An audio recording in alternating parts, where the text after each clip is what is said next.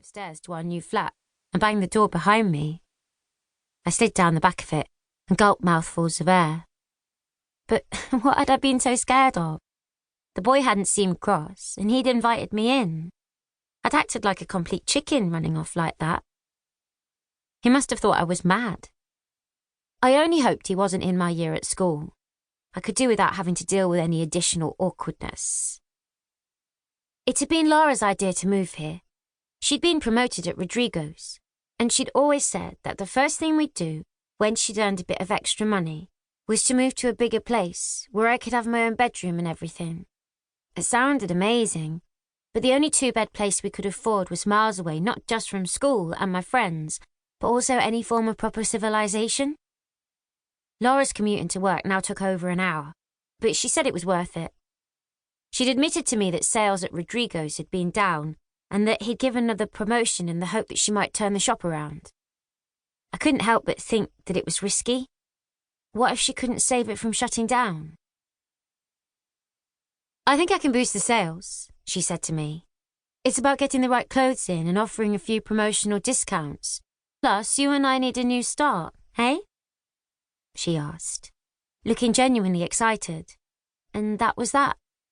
I didn't dare say anything to put her off. That morning, when I first saw Skipton House, Laura was in her usual deep sleep. She didn't even wake up when I slammed the door behind me after my morning escapade.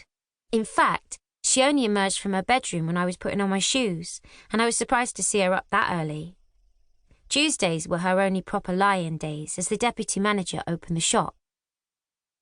Hey, what's happening? Her sleepy, unmade face appeared in the living room doorway. Nothing, getting ready to go into school. How come you're up? I set my alarm so I could whip you up some breakfast. It's a big day for you. Do you want eggs? You didn't have to, I muttered. And then when she looked disappointed, I added, I'm so nervous I couldn't eat a thing. I don't like you going without breakfast. Here, take this, she said, putting some dried apples and almonds into a snack box and handing them to me. Hey, it's going to be an adventure. You'll meet great new people and you'll make loads of friends. I hope so. Those kids would be mad not to jump at the chance to be mates with you. And then she enveloped me in a hug. She still smelled like the lime from the pie that she'd made yesterday, and, as she ruffled my hair, I felt that things would work out. There were moments, just like that one, when she was the same as every other mum.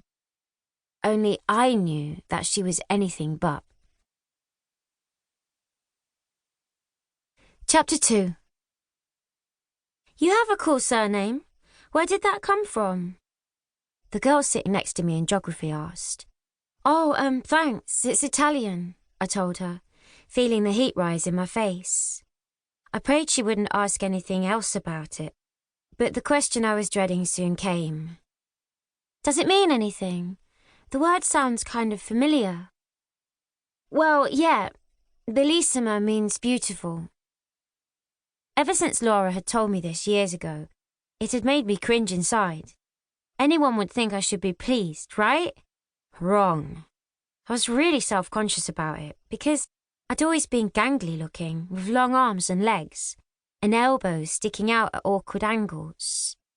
Throughout primary school, I was a head taller than most of the kids in our class, and that included the boys. I suppose Laura is tall too, so maybe I get it from her. But she always seems to move gracefully, like the beautiful gazelles you see on nature programs. Not like me, the human daddy long legs. But Tanya, my new desk companion, clearly didn't guess my thoughts. It's awesome, she said. She had gorgeous earth-brown skin and long plaits arranged in two neat buns. I noticed how brand new her school uniform was, the shirt collar neatly ironed, the skirt expertly taken up so it was just the right length to be within the school rules, but not long enough to be uncool.